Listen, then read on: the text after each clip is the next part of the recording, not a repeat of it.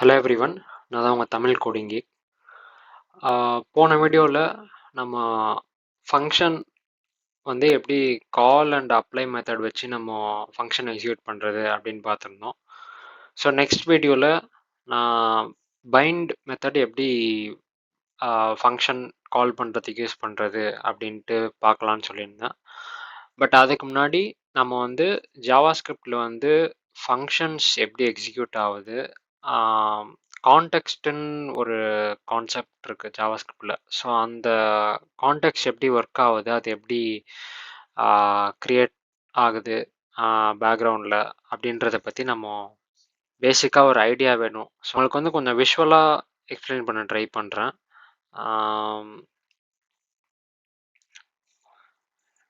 கான்டெக்ஸ்ட்டை நம்ம ஒரு எக்ஸாம்பிளோட பார்த்துடலாம்.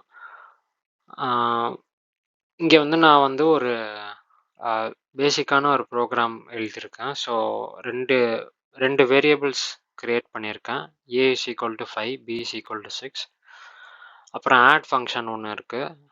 அதில் வந்து இந்த நம்ம கொடுக்குற ரெண்டு வேல்யூ ஆட் பண்ணி அந்த ரெஸ்பான்ஸை வந்து ரிட்டர்ன் பண்ணுது அந்த ஃபங்க்ஷன். அண்ட் 11th லைனில் வந்து இந்த ஃபங்க்ஷனை கால் பண்ணி இந்த ரிசல்ட்டுன்ற RESன்ற வேரியபிளுக்கு அசைன் பண்ணியிருக்கேன் அதோட ரிட்டர்ன் வேல்யூவை.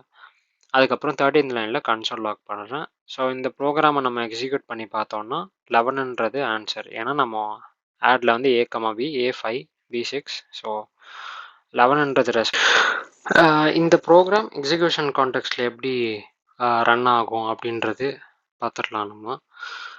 இப்போ இந்த ப்ரோக்ராமில் வேரியபிள்ஸ் இருக்குது, a, b, அதுக்கப்புறம் RESன்ற வேரியபிள், அதுக்கப்புறம் ஃபங்க்ஷன் ஒன்று இருக்குது, ஆடுன்ற ஒரு ஃபங்க்ஷன்.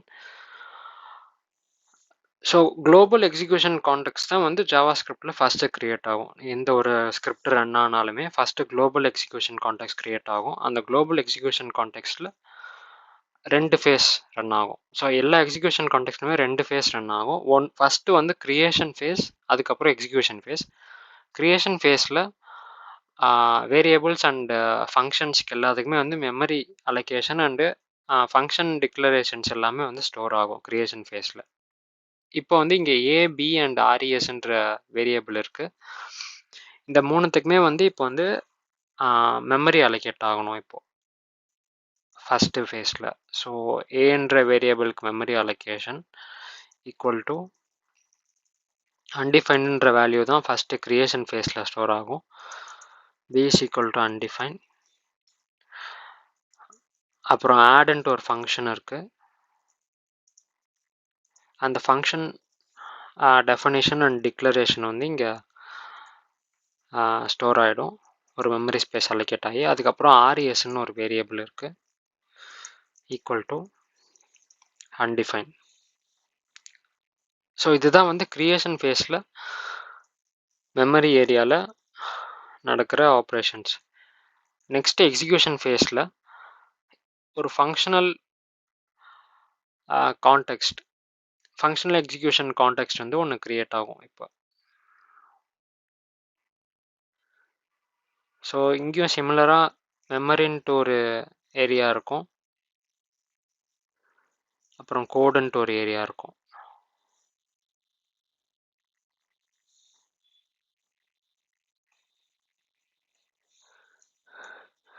ஸோ இங்கே என்னென்ன வேரியபிள்ஸ் இருக்கோ அது எல்லாத்துக்கும் ஃபஸ்ட் மெமரி அலோகேட் பண்ணிடும். Value 1 equal to undefine.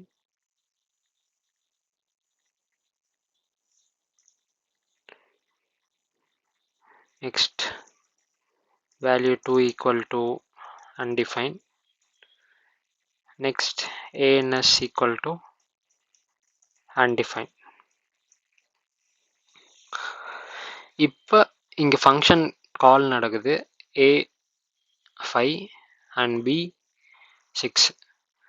So இந்த ரெண்டு வேல்யூவும் இப்போ வந்து இந்த வேல்யூ 1 அண்ட் வேல்யூ 2க்கு அசைன் ஆகும். அன்டிஃபைனுன்றது மாதிரி 5ன்றது வேல்யூ 1, 6ன்றது வேல்யூ 2.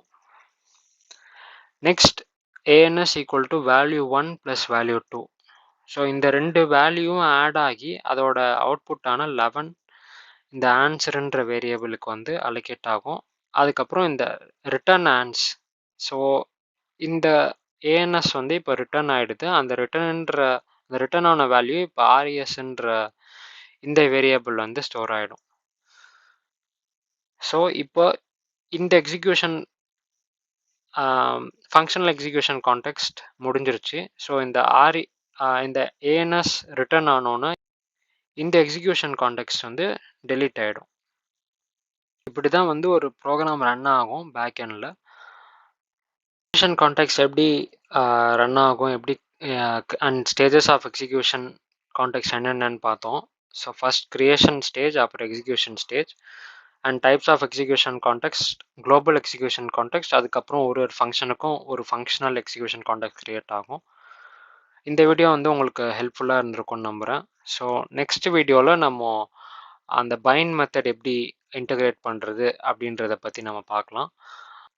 இந்த வீடியோ பிடிச்சிருந்தா லைக் பண்ணுங்கள். உங்கள் ஃப்ரெண்ட்ஸ் யாராச்சும் ஜாவாஸ்கிரிப்ட் கற்றுக்குறாங்கன்னா அவங்களுக்கு ஷேர் பண்ணுங்கள். அப்புறம் சப்ஸ்கிரைப் பண்ணுங்கள். ஸோ தட் நான் நெக்ஸ்ட் போடுற வீடியோஸ்லாம் உங்களுக்கு நோட்டிஃபிகேஷனில் வரும். தேங்க்யூ ஃபார் வாட்சிங்.